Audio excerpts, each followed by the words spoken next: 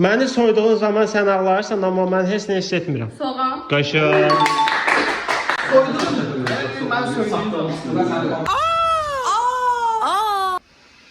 Həm qapıdan, həm də pəncərədən rahatca keçir, amma şişəni sındırmır. Pişik. Yox. Can. Yox, canlı deyil, canlı deyil. A few moments later. Həm qapıdan, həm də pəncərədən rahatca keçir, amma şişəni sındırmır. Lvoy bir aşçı olabilir. Külə. Bəli.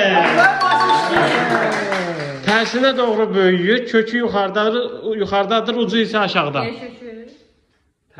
Düzdür da. Düzdür. Oh my god. Nə qədər çox başqalarını qurulasa da, özü bir o qədər də islanır. Çatır. Məhrəba. Çatır yox. Çatır. Məhrəba. Dəsmal. Nə qədər çoxaldıqca sən ətrafı bir o qədər az görməyə başlayırsan. Mən bir də sual ver. O çoxalı sən görə bilmirsən. Bu nədir o? İnsan, hə? Bilmirəm. O çoxalı sən yolu görə bilmirsən. Duman. Maşın. Bəli, duman. Gözü var amma heç nə görmür. Əksin.